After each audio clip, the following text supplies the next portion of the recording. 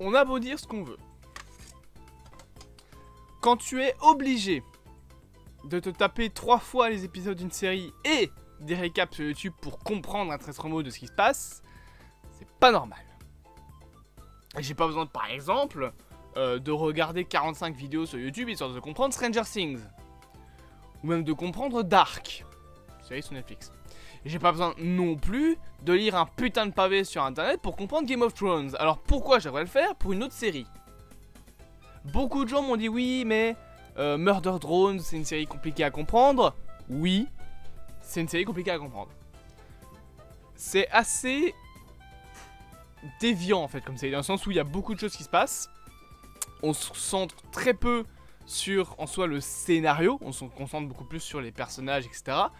Et du coup, bah, le scénario est un petit peu mis au deuxième plan et tu ne comprends rien à ce qui se passe. L'épisode 3 par exemple, qui donc parlait de promo, j'ai dû comprendre en regardant sur internet que si Doll était là, c'était pour tuer V parce que V avait tué sa mère. Le problème c'est que V et J se ressemblent tellement que tu peux les confondre et qu'en plus la scène où tu vois les deux tuer leurs parents, t'as l'impression que c'est plus un flashback qu'elle s'invente qu'autre chose. Le design, enfin pas le design mais la mise en scène en fait de la série fait que c'est très compliqué de comprendre ce qui se passe. Alors cet épisode là heureusement est beaucoup plus simple, même si en fait le problème je pense surtout de la série c'est qu'il y a trop de séquences parasites. Il y a trop de séquences qui servent à rien en fait. Il y a trop de séquences qui sont inutiles. Genre par exemple la toute fin, c'est seulement maintenant qu'on raccroche les wagons avec ce qui se passait à la fin de l'épisode 2. Je crois que c'est ça, ou à la fin de l'épisode 3, je sais plus, mais en tout cas le moment où on voit V qui a de nouveau son corps et qui est près d'une humaine qui s'appelle donc Tessa. Sauf que ça, on passe 3 épisodes sans le revoir, ou 2 épisodes, je sais plus.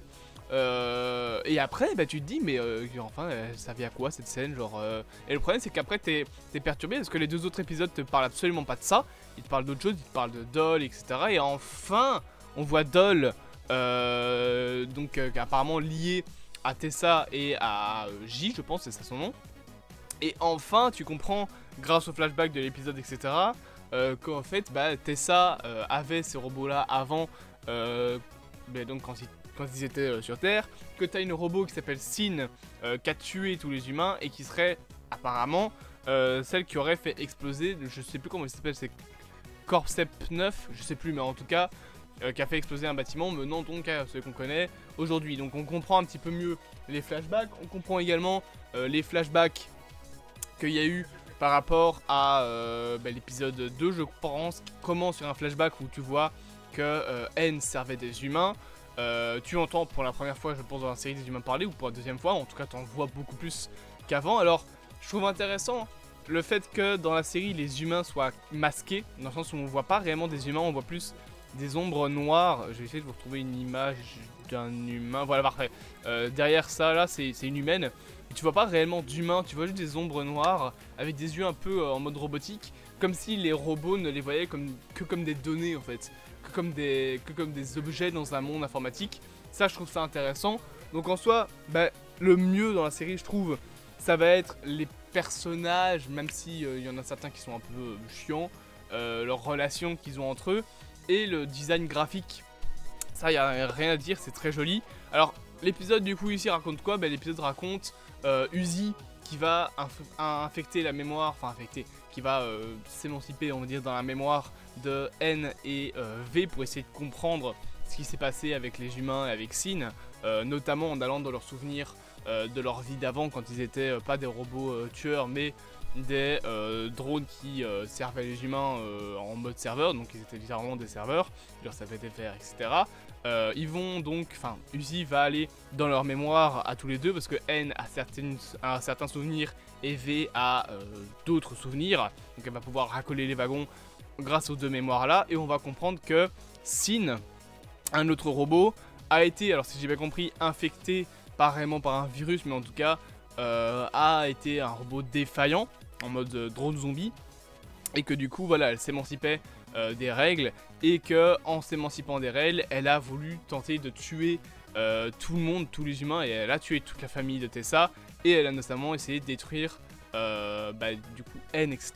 Sauf que N va se faire aider par une certaine Darkino Wolf 77, je pense que c'est ça son pseudo, qui est en fait tout simplement Uzi dans le futur, qui vient l'aider dans ses souvenirs, parce qu'elle n'est pas réellement dans le futur, hein, c'est une simulation des souvenirs de N dans sa mémoire que Uzi fait pour pouvoir comprendre un petit peu comment ça s'est passé. Ah putain, c'est la première fois que j'essaye de résumer un épisode. C'est compliqué. Faut savoir que de base, que moi par exemple au cinéma, je ne prends pas de notes. Simplement parce que j'ai pas écrire dans le noir, c'est compliqué. Et mon téléphone fait trop de luminosité pour ne pas déranger les gens. Souvent je mets une luminosité au plus bas et je trouve ça encore trop fort. Donc je fais pas de notes et j'essaie de me souvenir le plus possible des choses. Là, je peux prendre des notes et j'en prends. Je me dis, ah ok, ça c'est bien, ça c'est bien, ça c'est bien. Je vous jure que j'ai plus, non mon téléphone est là-bas, j'ai un pavé comme ça, de trucs, genre que je dois retenir pour comprendre l'histoire. J'ai regardé ensuite une vidéo en anglais pour dire, ok ça non j'ai pas mal compris, ça j'ai mal compris. C'est incroyable de devoir faire ça quoi. Le vrai problème je trouve, c'est que le scénario est trop mis de côté et du coup genre, en fait on suit trop de choses en même temps. Et quand tu regardes des épisodes un petit peu détachés, tu comprends rien à ce qui se passe. Je suis désolé. Ok, il y a beaucoup de gens qui m'ont dit non, mais l'histoire est trop cool. Mais vous pouvez dire ce que vous voulez sur l'histoire, peut-être qu'elle est trop cool. Mais je suis désolé, tu te détaches un petit peu, tu regardes ça un tout petit peu de loin. Mais juste tu jettes un oeil sur un autre truc sur le côté de son écran et que tu regardes pas 30 secondes. Mais tu comprends rien à ce qui se passe. Surtout que les épisodes font quoi, 26 minutes en ainsi, donc ils sont assez courts. Il se passe beaucoup de choses en peu de temps. C'est compliqué. C'est compliqué à comprendre. Donc c'est le problème principal je pense de la série, c'est le scénario, c'est aussi le fait que ça avance lentement. Genre là enfin on a plus d'explications sur ce qui se passe avec comment il s'appelle, le drone absolu, je sais plus, l'IA en gros qui est dans le corps de l'intelligence, enfin du robot gigantesque qu'on avait vu dans l'épisode 3, non l'épisode 4, je sais plus. Mais en tout cas le robot gigantesque qu'on voit aussi dans l'épisode, donc on explique un peu plus ça, on comprend un petit peu plus ce qui est arrivé aux humains, comment Tessa est arrivée dans l'épisode, parce que du coup l'humaine qu'on voit à la fin de l'épisode, qu'on avait aussi vu précédemment dans la série, c'est Tessa, puisqu'on voit qu'elle a son flingue, et qu'elle d'ailleurs maintenant elle sait l'utiliser, parce que la dernière fois qu'elle a utilisé le flingue dans le flashback, on voit bien qu'elle le balance juste sur Sin sans tirer avec, comme si c'était juste un objet que tu balances comme ça, et elle a aussi l'épée qu'on voit également dans le flashback, donc on comprend un petit peu plus d'où elle vient. En soi l'épisode, je trouve, relève le niveau de la série. Voilà, on explique enfin ce qui se passe, etc. On voit ensuite donc N, V, J, Doll, Tessa et Uzi au même endroit, en plein milieu d'un lac de glace, je pense, qui vont arriver. Et putain, j'ai enfin compris pourquoi est-ce qu'ils sont allés dans un putain de camp de vacances l'épisode d'avant. C'est juste en lien avec la photo qu'il y a de la mère de Tessa, donc en lien avec le robot qu'on voit, avec le virus. Avec donc tout ce bordel là où la mère de Tessa a aussi eu l'espèce de pouvoir en elle et a fait une photo du fameux camp de vacances entre guillemets qui a été un camp où on détruisait des robots. C'est quand même incroyable de devoir regarder une vidéo de 12 minutes en anglais pour comprendre ça. Dans l'épisode, tu regardes ça, c'est pas expliqué ainsi. En plus on change d'épisode entre les deux. Vas-y, rends ça encore plus complexe pour voir. Honnêtement, il reste un épisode actuellement et après l'épisode 7 sort bientôt, il y a la bande-annonce qui est sortie, l'épisode 8. L'épisode 7 sort au printemps 2024 et l'épisode 8 sortira quelques temps après, ce sera à la fin de la saison. Honnêtement, c'est pas une série incroyable. Hein. C'est pas mauvais. Voilà, le scénario, quand tu regardes le scénario, tu dois littéralement le lire pour tout comprendre, est intéressant, mais c'est, je trouve, trop mal géré. C'est triste.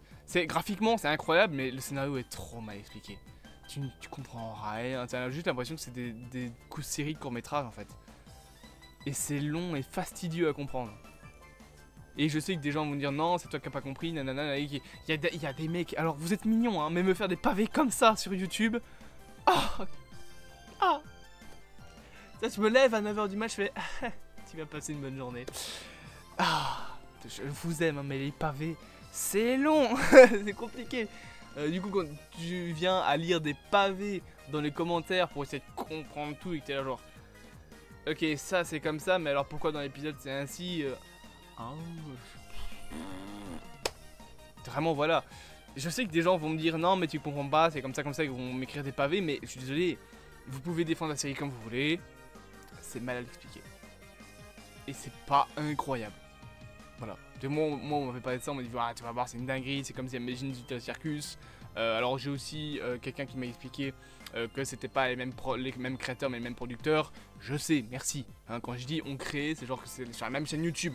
Je sais bien que c'est pas les mêmes créateurs, ça se voit dans les noms, mais c'est le même producteur, c'est la même chaîne YouTube qui les publie, donc voilà. C'est entre guillemets les mêmes créateurs. Mais en attendant, le scénario reste trop fastidieux, trop compliqué à comprendre. Il y a une drôle de vibe dans les épisodes qui fait que, je sais pas, c'est un peu bizarre.